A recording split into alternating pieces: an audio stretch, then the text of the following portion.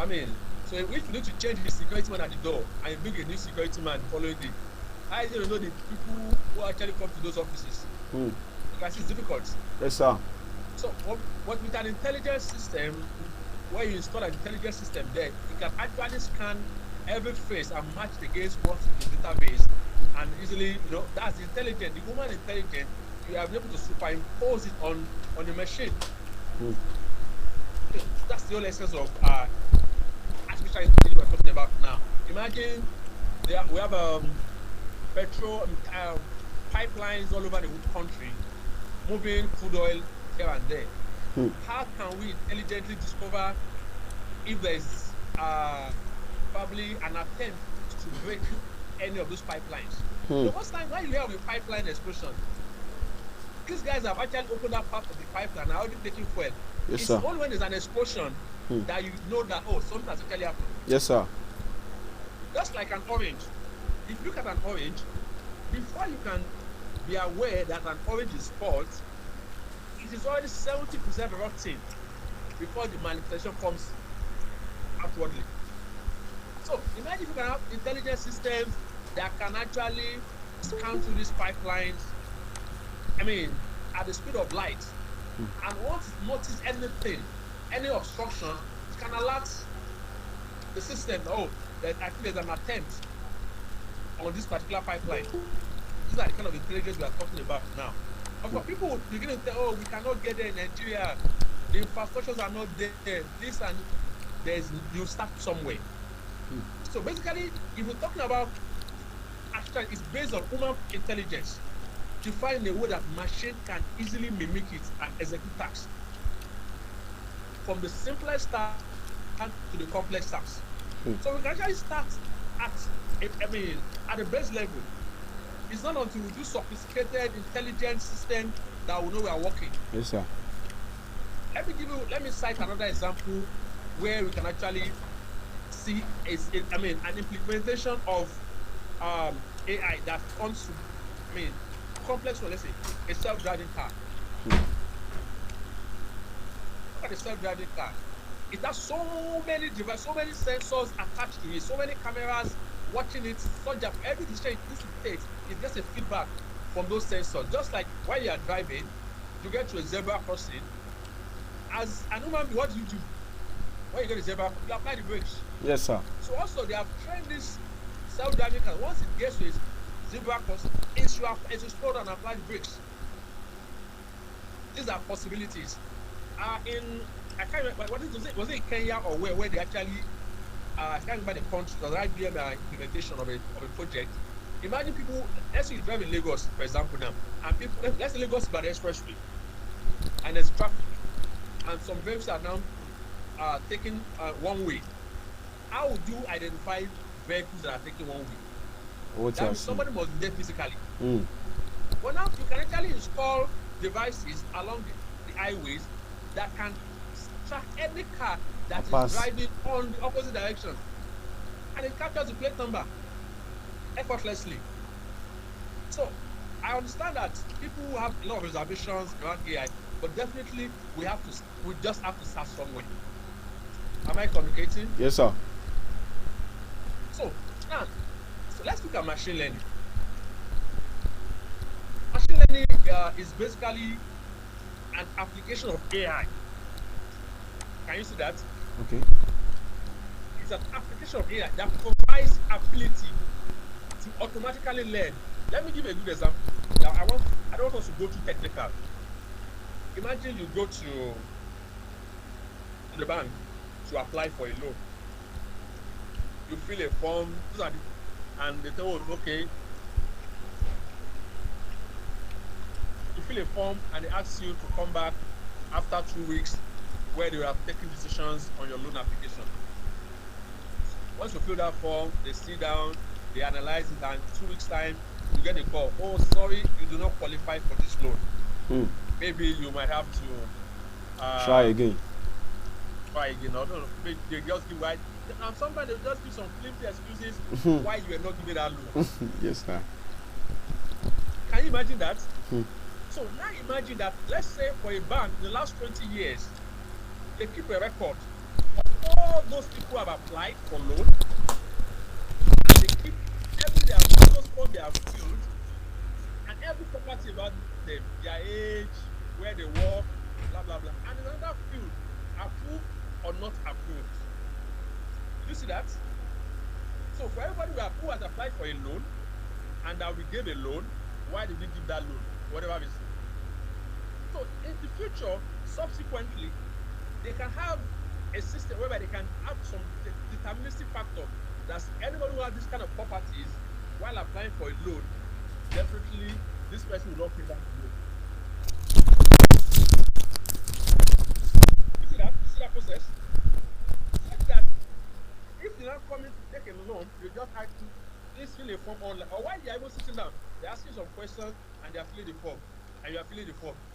At the end of the day, they say, okay, we'll get back to you the following day. The following day, you get them, sorry, your loan was not approved. And that's the end. Even now, under 2 minutes, you apply for loan online. Under 2, once you finish filling the form, it tells you, oh, sorry, you do not qualify for this loan. Do we get this logic now? Yes, sir. Or sometimes, let's look the credit card fraud analysis also. You try to use a credit card on an app, and it tells you, sorry, you can't use this card here. And you're like, this is my card. It is because there have been some processes in place that is trying to determine if that transaction is valid or not valid. For example, I'm based in Nigeria. All my life, I have visited in Lagos. And all of a sudden, let's say I was in Lagos 8 a.m. And by, let's say, 9 p.m. 9 a.m., just an hour, I am in Kaduna trying to withdraw from the ATM. This guy was in Lagos. Now, I mean, this guy is a Lagos person. Is it a transaction in Lagos 1 hour ago in Lagos? How come the next one is in Kaduna? Did you see that pattern? This is not possible. Because so machine learning is basically the process of learning from observation of data, examples, in order to look for patterns in data and make better decisions. Some people will say, oh, data mining, it's also data mining. Yeah, it's also data mining. And data mining, most of these things are just changing buzzwords sometimes. Data mining has been existing for a long time with the computer science people, for a very long time. And this machine learning does not only apply to data, it applies to text, it applies to images, it applies to videos, anything you can think about. Of course, there are various methods where we have supervised machine learning, semi-supervised, reinforcement, deep learning, a whole lot of buzzwords. But I keep telling people, forget those buzzwords. Those buzzwords will only frustrate you. The most important is understand the concept and start simple. Am I communicating? Yes, sir. Understand the concept and start simple. Don't let anybody, yes, I'm into deep learning, I'm into reinforcement learning. My project is on reinforcement learning. Most of these things are just buzzwords. The very basic, many people are not familiar with it. Imagine somebody who is doing machine learning, deep learning, for example, even machine learning, and the person cannot even use Microsoft Excel properly. How do you look at that? Many of us will not start small.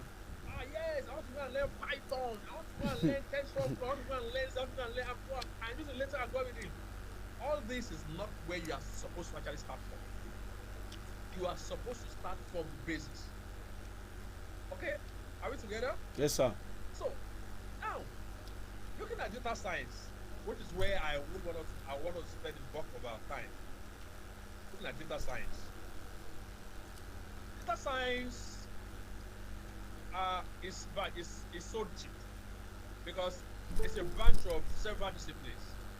We have statistics, we have computer science, we have mathematics, the core ML, and many more.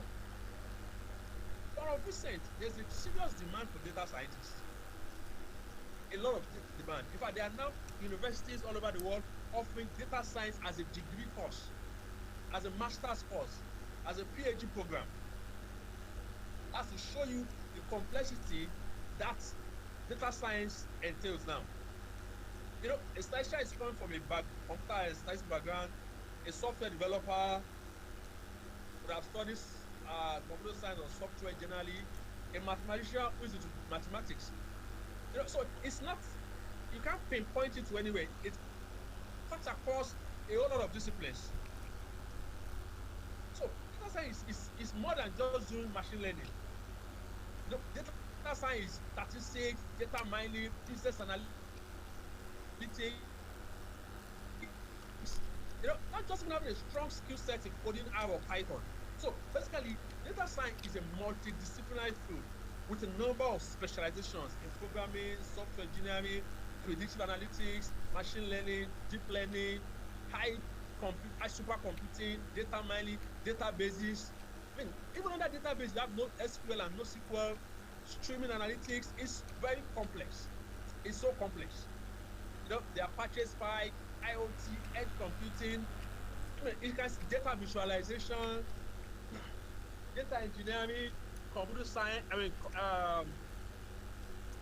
cloud computing. Because it's just too complex when it comes to data science. So we have been. So it's not just an industry term. It's not just an industry term. It's all encompassing. People in the academia are interested in it. Rigorous research is taken up along this field. So basically, people who are now seriously interested in the field of data science, even up to PhD levels. So, but of course, I will not want to deceive you. Data science, but there's a fight between computer science and statistics. There is that serious fight. They are everywhere you go to. There is that serious debate. Is data science majorly statistics or is it majorly computer science? Okay. I'm sure some of us have had this discussion in Yeah, some places. Like, exactly, sir. So they start with them. No, now we get out. Computers, oh, can you write program? Can you do without us? Sometimes these arguments are so fun. People fight over it that they begin to run abuse over each other. But basically, because anything that has to do with data, the statistics people will always tell you they are in charge. But I keep this is the argument I used to win them. It's a very, very, very interesting logic.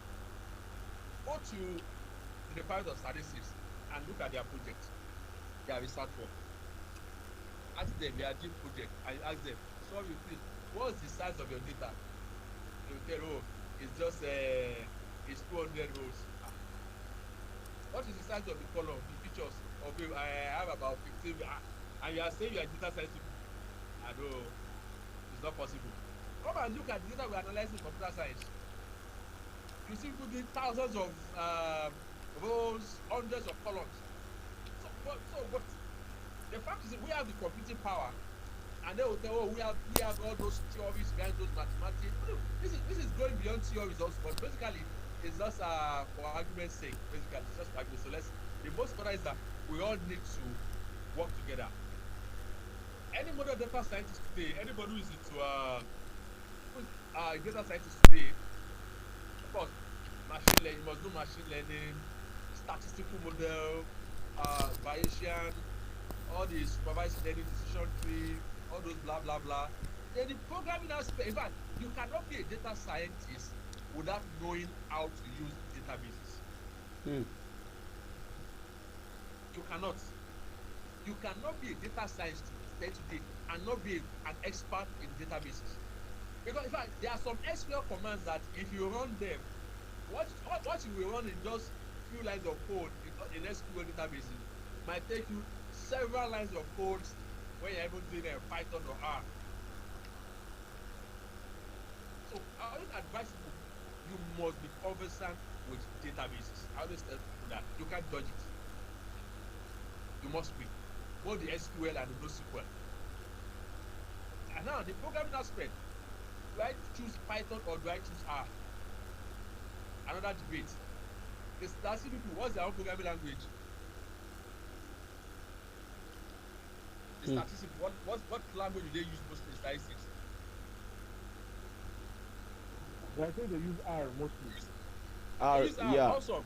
What about the computer science people? Now Python most. Python. Python. Aha, aha. Look at that now. Can you look at why go Python language? If you use it with the I am doing Python. Exactly, sir. That's to show you the kind of.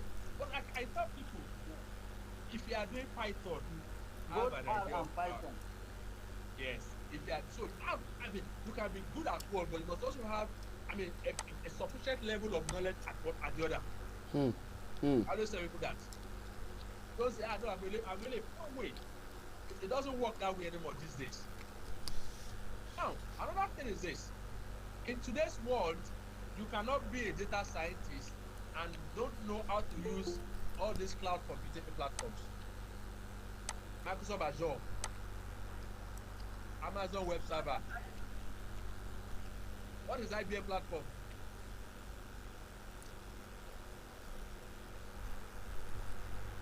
Hello?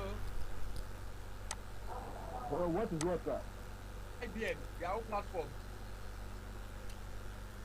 I think They also have their own platform.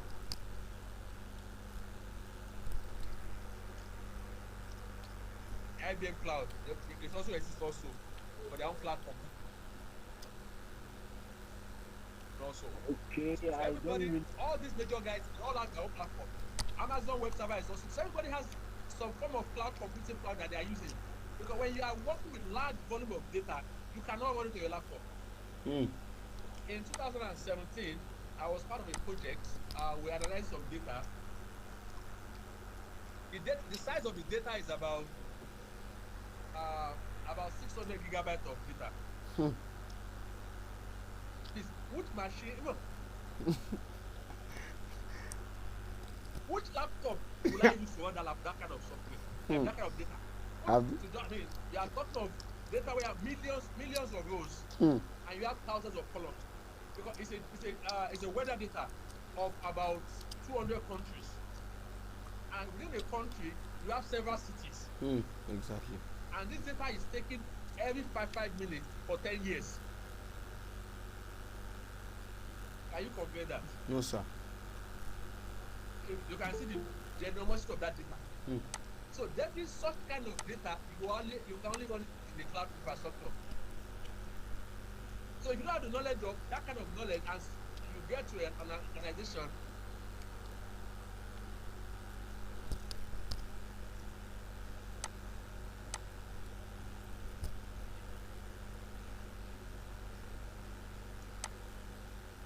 the platform first before coming to do the work. So these are the things we need to know. And also as a data scientist, you need what we call domain knowledge. Any project you are working on, if you don't have the domain knowledge of that part, whatever domain knowledge, for example, they are giving you data on healthcare. You must look for somebody, you must get somebody around you that can actually explain what each variable, what each feature means. Am I making sense? Yes, sir. Yes, sir. Getting So that. you know, it's not a guesswork of a thing. You must actually get somebody who can actually explain what each of these what do we call it? Each of those features, what they represent. No matter how simple it is, as long as it's not that you must look for it. And you must have that curiosity about data. You know, there are I have some people, once they see any data like this, but they are restless. I want to look at that data. I want to explore that data. You must have that curiosity about data. You must have it. And you must also have the mind of an hacker's mindset. What's an hacker's mindset? To destroy. How does an hacker works? Hmm? To just destroy. No, not destroying. You know, you want to pieces that you want to get to the root of that matter. Exactly. So once an Exactly. hacker Yeah, exactly. fixes, oh, I want to go and access this account. Everything he needs to do. So you must have that mindset. Once you get the data, you must be ready to, hack that data very well. Hmm. You can say we are going for hackathon. What do we call it? Hackathon. Why hackathon? Just make a challenge. Yeah. So it's a challenge. And you must have the mindset of a problem, so you want to solve problems. Imagine all these banks, anytime they roll out a new product, oh, come and invest, come and open an account, come and do this, we are doing. They don't just wake up and just run a promo or a product. I mean, launch a product. Okay, they don't just do that. They actually look at what they have in the data set and what customer segmentation they are looking at. If they discover that, oh, in the next few weeks, students will mobilize to go for NYSC, that's a product line. They just roll out product. Okay? So now you must also have the ability to communicate effectively. I need to engage with senior people. You know, the people at the top, your guys at the top, they don't have that time to listen to analysis. What is the picture? Let's see the picture. Let's see the visuals. You must have flair for visualization. Can somebody tell me one of the most popular tools that is gaining so much traction in the industry when it comes to visualization?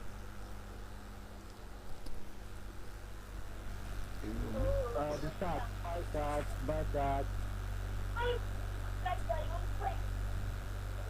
I mean softwares. So we are talking about Power BI, Tableau, and the likes. Is that also? Okay. Yes, sir. So you must be able to communicate whatever you are doing. So for those using ARM, they use ggplot, right? Yes. For their own ggplot. visualization. So these are things that we need to begin to understand as we progress with this talk. Okay? So now another thing is this. Right, Mr. President, Yes, sir. I sent the link to somebody. The person says it's asking for a code to join. No, Is no, there any code to join? no. There's no code to join. You should just click on the link and maybe he thought it's Zoom. Oh. I guess Okay. maybe the person thought it's Zoom. Just click on the link. I've sent it to the AI Saturday group. You should just click on it Okay. while you access it immediately. Okay. Let me do that just a second. Okay.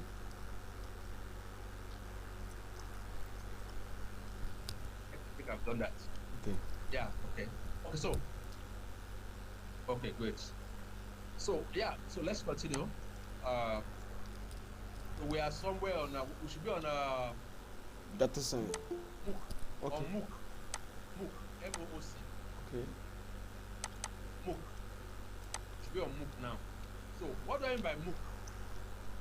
Massive open online courses. I always tell my mentees that the best time to be a student is now, because you have every resources you need right at your fingertip. Every resource you need is at your fingertip, because a lot of organizations are offering online courses. So we're talking of massive open online courses. When you say massive, imagine, okay, for computer science students in National University of Nigeria, across all the campuses, what is the highest number? What's the total number of computer science students? Total number. Huh. Yes. Oh my God. There are more than 500 though. There are More much. than 500. More than 500. That's very small. Okay. That's very small. That's very small. So Okay. imagine you have a course where you have 100,000 students on this. How do you do it? 100. Imagine you have a course where you have 100,000 students on it. Let's see what that is. And so you have to get to wonder, how would the teacher mark their script? Exactly, sir. We just with massive open online courses, this is very easy. It's very, very easy. I mean, once the teacher sets the teacher can now ask the questions online. The teacher can ask the students to grade each other. Yes, sir. 100,000 students, and for a student, each student must be, let's say, 20 students, 20 other students. So for each student, up to 5 other people that will grade you. So there's no way you can maneuver the system. Yes, sir. Look at that. Normally what we have present is that once you finish a test in the class, your lecturer will exchange your sheet, right? I'm marked. Right? Yes, sir. But now imagine you are going to exchange your sheet with 5 different people. So therefore, you make a copy of your of your test assignment, test result, and give it to 5 different people. And the system takes the average. You can see there's no way you can beat that system. No, never. So when you have 100,000 students, is it possible you know 100,000 students so that you can see it's not possible? Yes, sir. So that's the example of the MOOC. So coursework are delivered entirely over the internet. As I'm speaking with you now, we have universities now, even in Africa, that you will do your PhD program completely online. Completely online. That you are not going to any campus. You are not going to any campus. Maybe the only time you might go to campus is the day of your graduation, where you want to wear your gown. I think they just do that currently. You get my point? Yes, sir. So that's unfortunately we are still not riding on that yet in Nigeria enough. Look at the kind of discrimination people have against a lot of distance learning programs. Something that we should embrace fully. We are not embracing it fully enough. So for maximum block and for anybody who's just coming on board now, you have a whole lot of places you can have quality resources, updated resources, industry standard. You have Udemy, you have Coursera, you have Udacity, you have EDX, and many times a lot of these platforms, they offer people opportunity to use them free of charge. Most of the time, free of charge. There are a lot of options you can use to do that. Yes, sir. You can apply for financial aid. Oh, I can't afford this course, but this is the reason why I can't afford this course. I'm presently a student, and they will give you the course free of charge. Instead of paying $100, you get that cost at $0.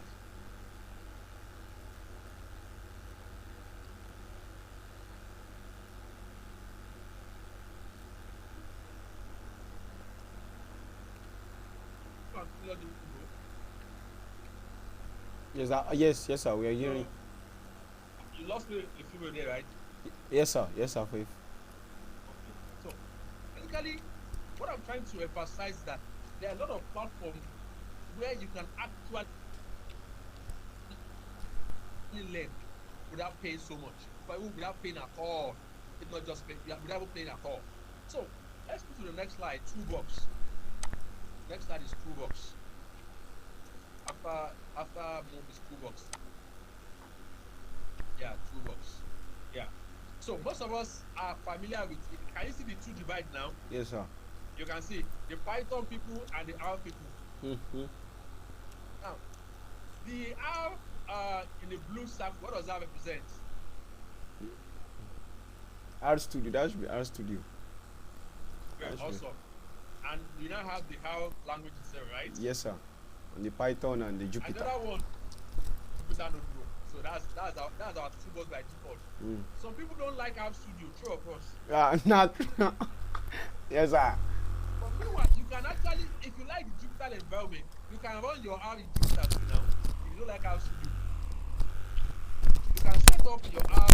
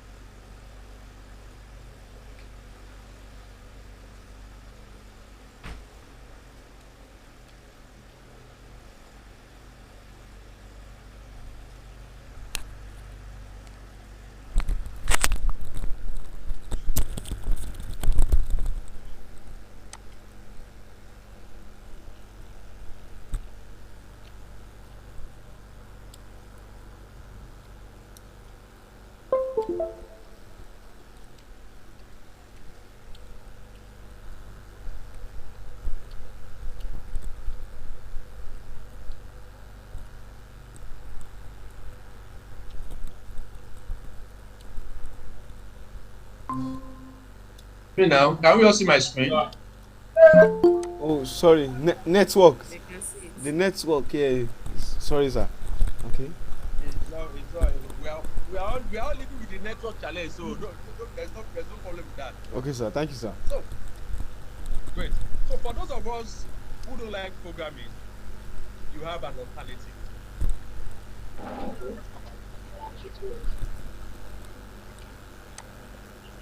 Various software I have here. I have Tableau, I have SAS, Excel, K9, Office, Power BI, and QLink. Please, as computer scientists, are we together? Yes, sir. I want us to listen very carefully. As computer scientists, we all make one fundamental mistakes. You know that fundamental mistake? No, what, sir? We all believe that we are computer scientists, that we write codes, that is only code that we write. And many of us do not bother ourselves about all those period codes out there. It's a very wrong impression. As a computer scientist, you must have an idea of all these tools and even have 2 or 3 that you can use very well. In the industry, most of the time they use tools. Most of the times. Am I communicating? Yes, sir. Most of the time they use tools. And because these tools are extendable, you can now write your programming, you can now write your code inside these tools. Do we get the logic now? Yes, sir. We're getting, sir. So imagine somebody who can only write code but cannot use tools. Now look at somebody who can use tools and extend that tool with a code. Am I making sense? Yes, sir. We're getting. So please, Yes, sir. after this program, I want us to go and look at any at least 2 or 3 of these tools that you can actually use. And most of the time, most of them you say, oh, they are so expensive. But most of the time, they have student version. K9 is free. Power BI, you can get the student version. Even Tableau, you can get student version. Even for Tableau, you can still get the student version that at least for 1 year, you can get a license for 1 year. Am I making sense? Yes, sir. But this is now where the importance of your student email is very important. How many of us have now official student email, or don't we have it? Yes, we have it. That email is very, very important. When the students don't know the difference of that email is very, very important. With that email, you can get opportunity for many software For free. for free. Many softwares. So please and please, I want us to ensure that we have an idea, not just idea, we have the skill set to use a lot of these tools. These are industry tools, worldwide, not only restricted, everywhere in the world. These are what they use. So if you are not taking anything, if this is the only thing you are taking away from today's presentation, that I must go and master at least 2 of these tools, that's more than enough. I can assure you, that is more than enough. Because many of these tools, they are so easy to use, but because people don't even know they exist. Look at Microsoft Excel. As basic as Microsoft Excel is, if you go to most organizations and you do a roll call, 80% don't know how to use Excel. I'm telling you that for free. In fact, some people, when you ask them to go and do a tabular data, they will tell you I use Microsoft Word. They will still use Microsoft Word. That's what You are right. You're very much right. So I want us to make sure that we know Excel. I'll give an example. somebody was trying to clean some data. The data actually came in Excel. And I thought, oh, this is so simple now. Okay, let me give you a good example now. Suppose you are given the entire list of students of National University. Entire list of all the students in Nigeria of National University. And you are asked, oh, please, give us the number of students in computer science department across all campuses. And you have an Excel sheet. You know what the person was doing? He now applied filter on the data. You now select computer science about the campus. Write it down somewhere. Lagos campus.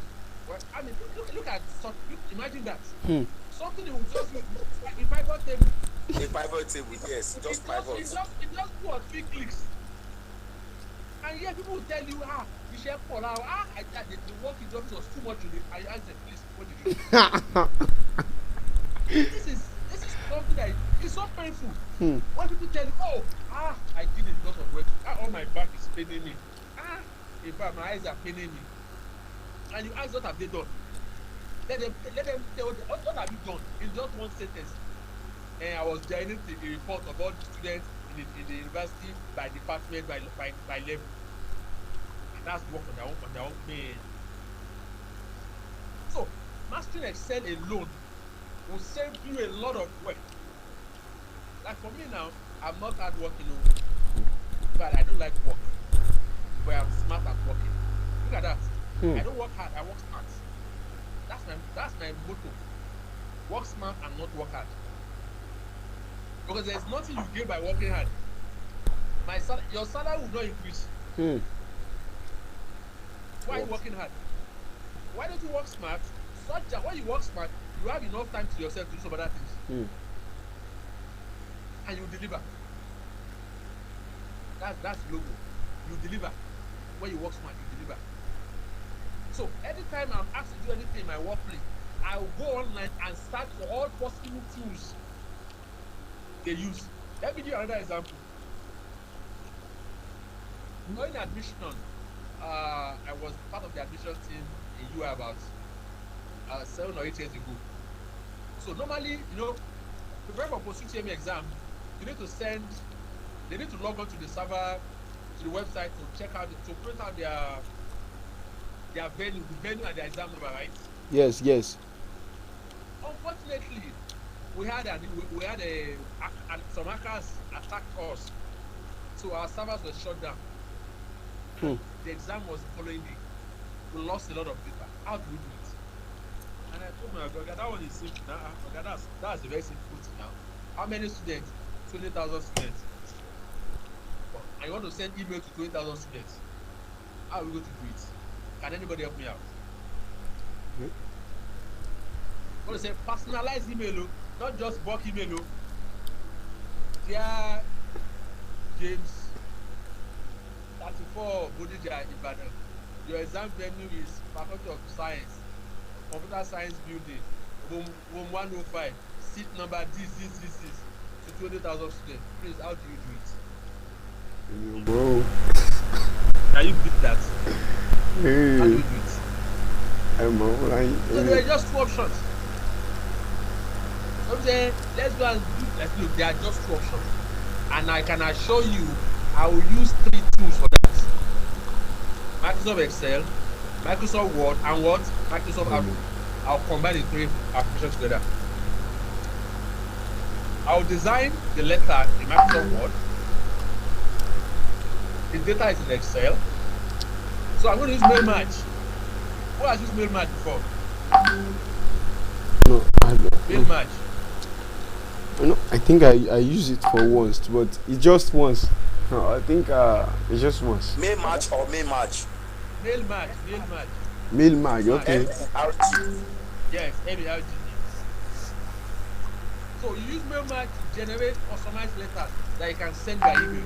Okay. And that's what we did. So we sent all the 20,000 emails at once. But they will definitely charge.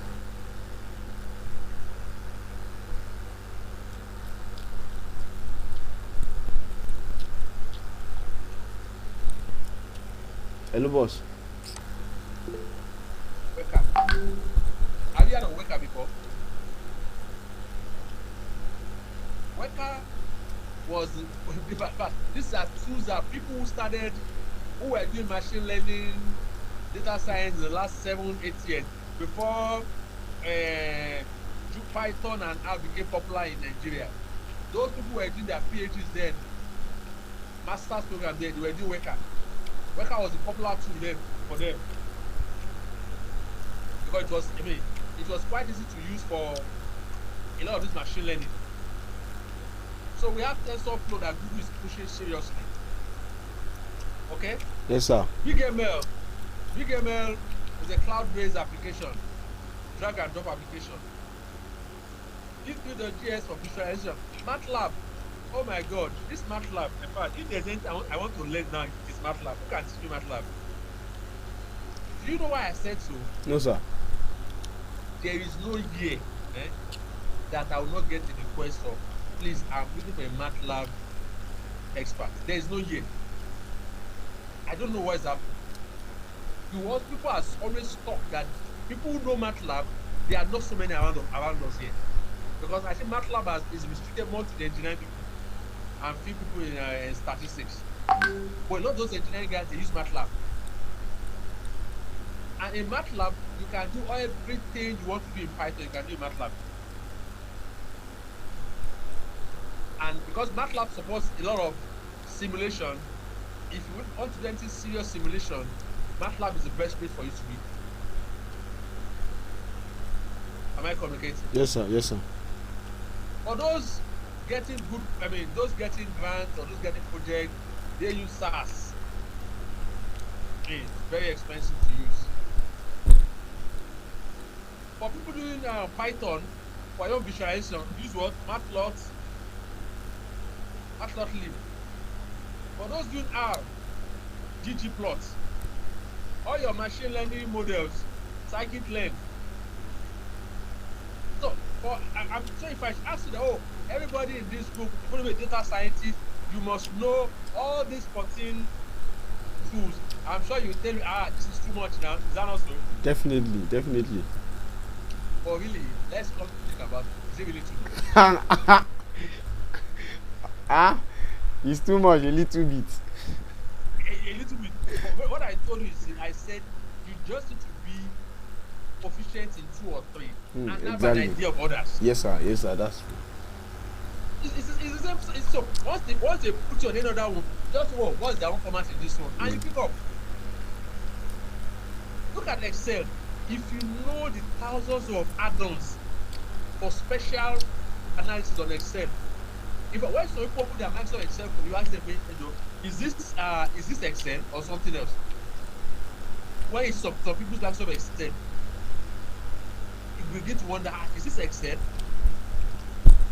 Excel is so powerful that I want us to lay a lot of emphasis on using Excel. Okay? So, community engagement. Who can identify the man in suit in this picture? Man in suit. Founder Data Science Nigeria. What's his name? Oh my God. I just forgot his name now. I'm familiar with the name. Oh, what happened now? Mr. Okay, Ade Sukan. I guess right. Adebayo Adekanbi. Yes, Adebayo Osha. I know that is the data science Nigeria founder. Yes, sir. What about the lady beside him? Head of department, computer science, UI. Former. Yes, ma'am. Yes, ma'am. It's now former. Yes, sir. Yes. Former. It's from. She's from. Yes, former. Is before this new head of department, HOD, Mr. What's he called? So you come down to Ibadan. This is UI. So that's community engagement. You need to be active in the community. You need to know what goes on around you in the community. You need to be active. You can't be in isolation.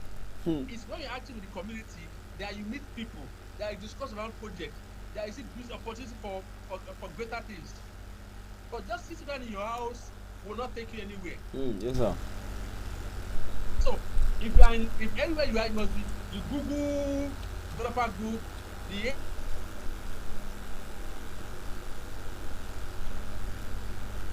AI must be active in all these spaces. That's the logic of a community engagement. Am I communicating? Yes, sir. Yes, sir. So in this community engagement, a lot of opportunities will come out from this community engagement. A lot of opportunities from this engagement. Now look at these people now.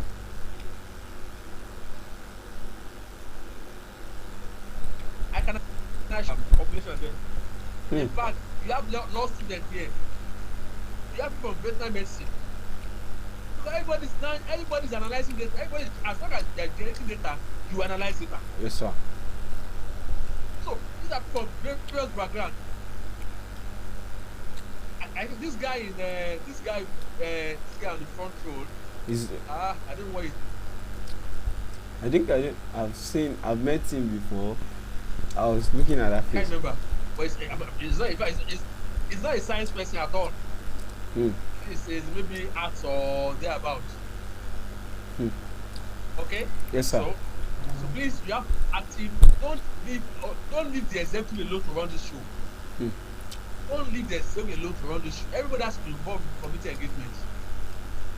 Okay? Yes, sir. So now we're now in digital times. Research is digital times. In digital times, a lot of things is happening. Now look at the current scenario in which we are now. This what do we call it? COVID-19 pandemic enabled scenario. Yes, sir. COVID-19 pandemic enabled scenario. In this scenario now,